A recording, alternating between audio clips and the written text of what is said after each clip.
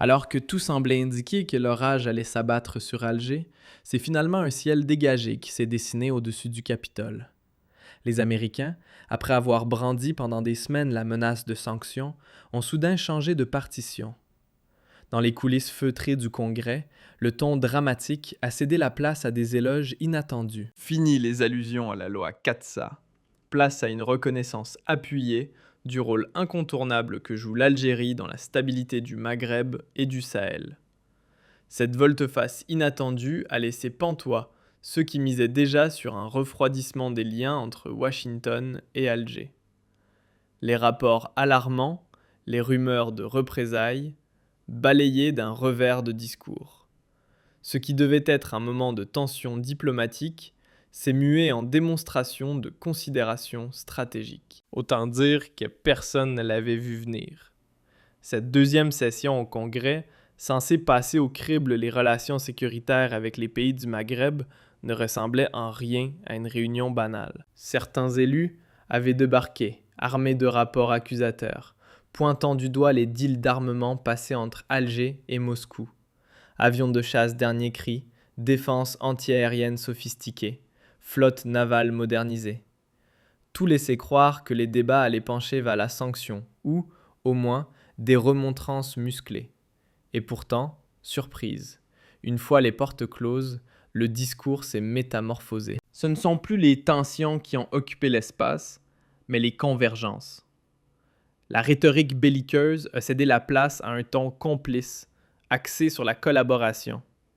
Même Robert Palladino, qui avait jusqu'ici tenu un discours proche de la mise en garde publique contre l'Algérie, a opéré un virage à 180 degrés. Il est allé jusqu'à encenser le rôle d'Alger dans la traque des groupes terroristes, la hissant au rang de pilier stratégique et de partenaire fiable pour stabiliser le Sahel. Ce ne sont pas de simples mots lâchés à la volée. Dans l'enceinte du Congrès, de tels compliments prennent une dimension géopolitique. Et ils s'appuyaient sur du solide, des analyses détaillées du Pentagone et d'Africom vantant la performance de l'Algérie à sécuriser ses frontières et à freiner l'expansion djihadiste. Alors forcément, ce soudain revirement de ton a suscité des interrogations. Pourquoi maintenant ?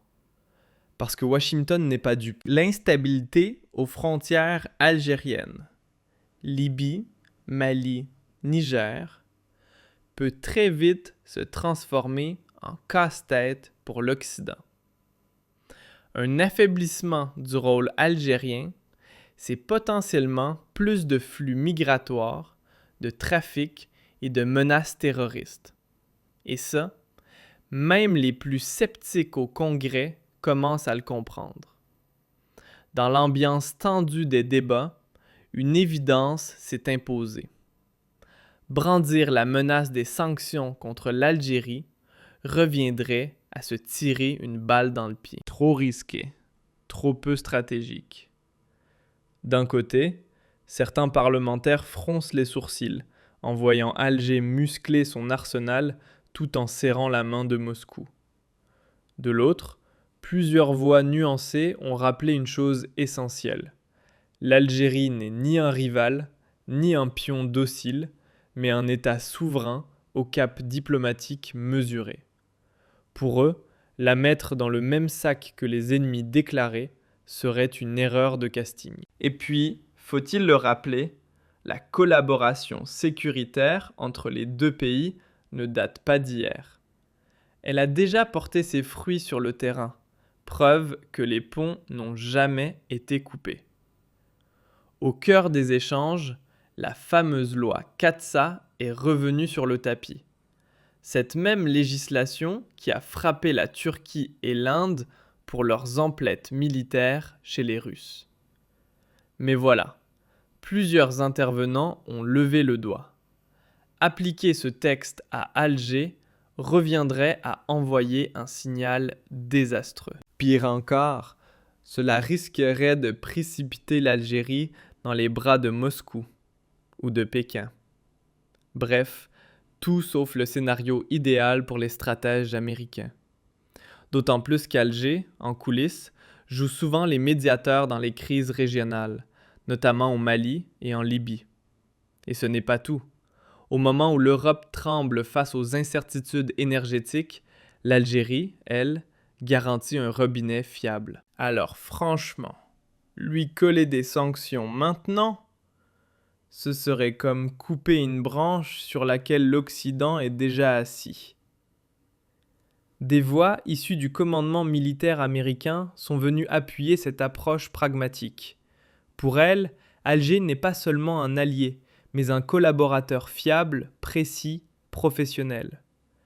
Grâce à l'échange de renseignements, plusieurs réseaux extrémistes ont été démantelés avant même de passer à l'action. Et ces résultats, concrets, ont pesé lourd dans la balance des décisions au Congrès. Côté algérien, le message présidentiel est resté droit dans ses bottes. Pas question de rompre avec Washington, mais hors de question aussi d'abandonner Moscou ou Pékin. Une position qui, aux yeux des décideurs américains, ne sonne pas comme une provocation, mais comme la marque d'une souveraineté assumée. Alger joue sa carte avec calme, en misant sur l'équilibre et la réciprocité. Finalement, cette réunion qui faisait craindre un clash diplomatique s'est révélée être une tribune pour réaffirmer une vérité souvent oubliée. En géopolitique, ce sont les intérêts stratégiques qui dessinent les lignes, pas les sautes d'humeur. Quand on regarde la carte, ce n'est pas un hasard si l'Algérie occupe une place centrale. Entre ses frontières sensibles, sa capacité militaire respectable et une diplomatie qui jongle avec finesse entre les blocs, le pays s'est taillé une stature d'arbitre régional. Washington ne s'y est pas trompé. Miser sur le dialogue plutôt que sur le bras de fer s'est avéré bien plus payant. Exit les velléités de sanctions, place à une volonté claire de coopération. À ce stade, l'Algérie ne subit plus les rapports de force. Elle y participe activement. Les États-Unis préfèrent désormais traiter avec elle comme avec un père, et non comme un élève récalcitrant qu'il faudrait corriger. Ce qui, au départ, devait ressembler à une mise en accusation diplomatique, s'est finalement transformé en ovation feutrée.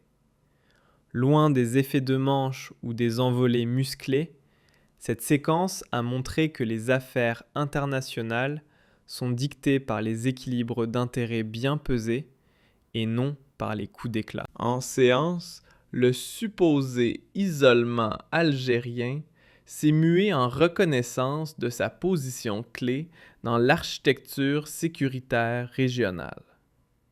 Les débats ont mis en lumière une réalité souvent éludée. Les camps figés et les alignements automatiques ne collent plus avec les dynamiques géopolitiques du XXIe siècle. Fidèle à sa ligne, Alger refuse l'étiquette d'allié inconditionnel et préfère tracer sa propre route, multipliant les partenariats sans jamais brader sa souveraineté. Une attitude qui déroute certains, mais qui, à l'analyse, tient parfaitement la route. Cette stratégie non alignée permet à l'Algérie de dialoguer avec tout le monde, sans se faire dicter la marche à suivre. Même les États-Unis semblent désormais avoir pris acte. Malgré les crispations autour des deals militaires avec Moscou, Alger n'est ni un fauteur de troubles, ni un rival idéologique. Bien au contraire, elle joue souvent les stabilisateurs dans un environnement miné par les conflits, la contrebande et les groupes radicaux. Dans ce décor instable, fragiliser un tel acteur reviendrait à saboter l'un des rares remparts encore debout. D'où ce changement de ton progressif, troquant la menace pour la main tendue. Et il ne faut pas se tromper de boussole.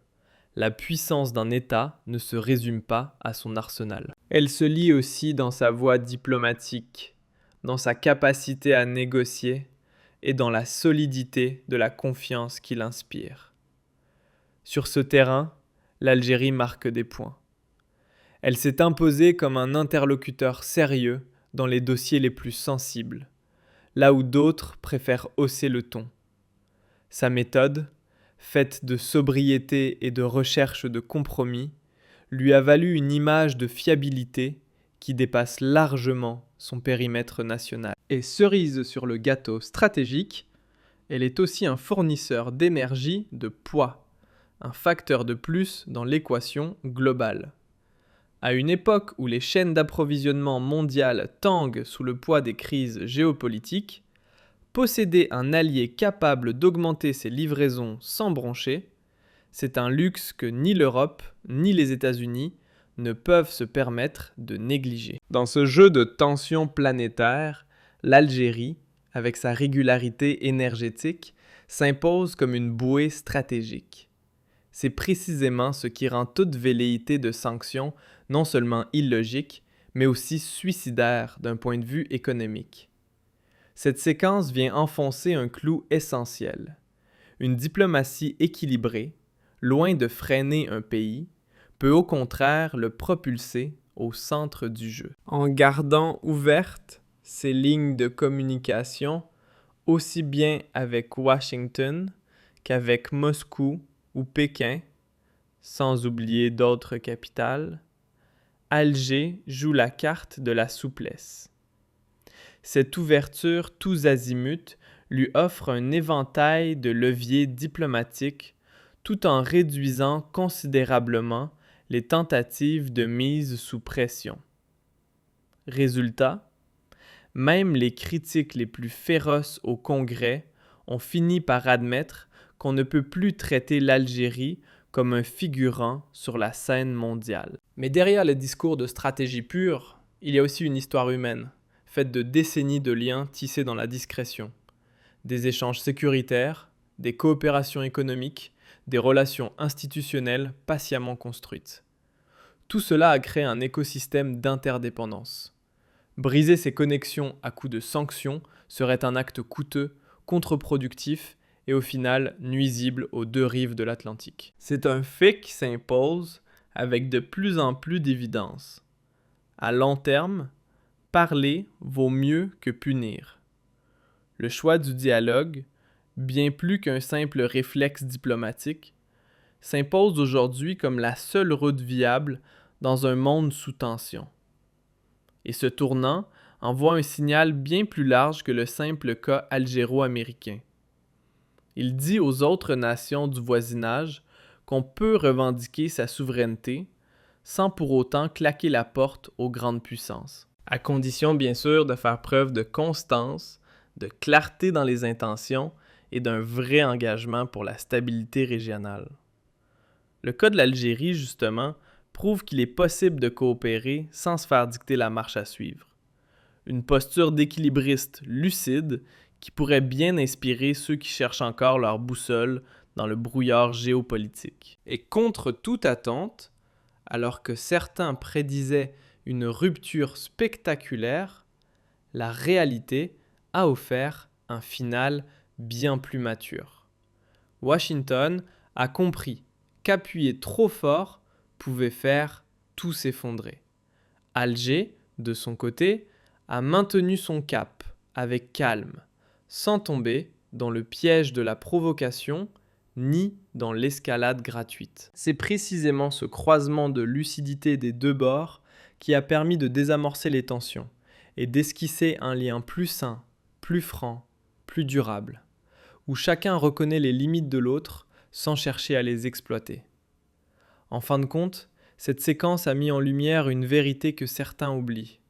La force ne réside pas dans la capacité à frapper, mais dans celle de bâtir. Dans les coulisses du pouvoir, ce sont souvent ceux qui tendent la main, négocient avec patience et cultivent les ponts qui sortent gagnants. Dans cette partie d'échecs à l'échelle planétaire qu'est la géopolitique moderne, savoir plier sans rompre vaut parfois bien plus que savoir cogner. Au final, ce bras de fer annoncé a accouché d'un pacte de raison. Plutôt qu'un affrontement stérile, c'est le réalisme qui a pris le dessus sur les postures idéologiques, le dialogue qui a étouffé les menaces et la diplomatie qui a balayé les logiques d'escalade. Résultat, l'Algérie n'en sort pas affaiblie, Bien au contraire, elle consolide sa place d'acteur régional incontournable. Quant aux États-Unis, ils sortent gagnants eux aussi, en conservant un partenaire stratégique dont ils savent pertinemment qu'il est irremplaçable. Cette rencontre d'intérêts, loin du catastrophisme ambiant de certains commentateurs, dessine les premiers traits d'une relation plus saine, construite sur la confiance, le dialogue et une reconnaissance mutuelle des réalités. Là où l'on annonçait une rupture, c'est finalement une passerelle qui s'est érigée. Et peut-être est-ce là la vraie leçon de cette séquence. Dans un monde qui se morcelle, où l'incertitude est la seule constante, mieux vaut tendre la main que dresser des murs. Parce que la paix, la vraie, se bâtit dans l'écoute et la coopération, pas dans le clash ni les ultimatums.